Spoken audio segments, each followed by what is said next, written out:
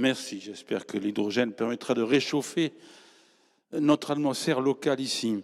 J'allais dire mon plaisir de voir enfin une délibération sur notre département parler d'hydrogène. C'est un débat contradictoire que j'ai toujours eu avec M. Morisset. Moi, je suis très content parce qu'on a eu hier, hein, c'est pas très vieux, hier au Sénat, une présentation par rapport à tous les grands projets hydrogène. Ici en Gironde, il y a le projet de Socats qui est en discussion auprès du public, et il y a l'opération Blanquefort. Et alors j'en suis très heureux parce que c'est vrai que je me faisais parfois houspiller dans cette assemblée quand j'évoquais l'hydrogène il y a 2 ans, 3 ans, 4 ans, et l'opportunité de Ford avait pu être intéressante, et j'avais moi-même évoqué ça, et Monsieur le ministre de l'Industrie. Donc aujourd'hui, c'est une opération qui démarre, quelque chose de très bien. D'autant plus que l'hydrogène dans le futur, l'énergie quand même inépuisable, et si elle est produite de manière décarbonée, est extrêmement intéressée, mettra fin à la tartufferie du véhicule électrique. Pourquoi je dis ça? Il y a un rapport qui vient de l'Agence européenne de développement durable, donc inattaquable, qui dit qu'aujourd'hui, ils ont comparé tous les véhicules.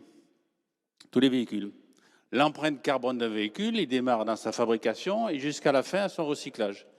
Et aujourd'hui, le véhicule parfait, c'est le véhicule électrique qui fonctionne uniquement avec de l'électricité décarbonée. Or, la majorité de ce qui est fabriqué aujourd'hui, entre, je répète, la fabrication qui est loin d'être décarbonée, vous le savez comme moi, qui nécessite des matériaux très rares que l'on produit à grands coûts, l'utilisation des véhicules électriques qui est souvent faite avec de l'énergie électrique qui n'est pas décarbonée, et le recyclage, on arrive au fait que aujourd'hui, le véhicule le plus intéressant sur le plan écologique, c'est le diesel. Ça ne veut pas dire que dans le futur, dans les quelques années, ça sera la même chose.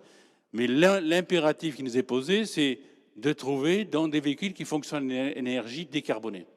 Et c'est là que l'hydrogène trouve son intérêt, parce qu'à condition, là aussi, qu'elle soit produite de manière décarbonée, on sait que cette énergie est totalement inépuisable. Donc moi, je suis très heureux de voir enfin démarrer des projets de cette nature.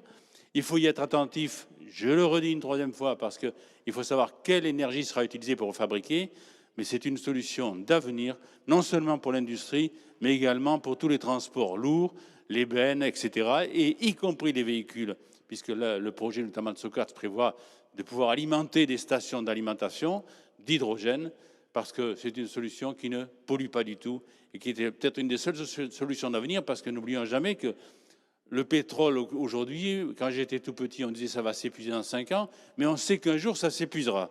Donc il est important d'avoir des voies d'avenir. Comme disent les Chinois, qui actuellement polluent beaucoup, ils ont une formule que j'aime bien, un voyage de 1000 lieues commence par un premier pas. Eh bien, nous allons participer à ce premier pas et j'en suis particulièrement heureux.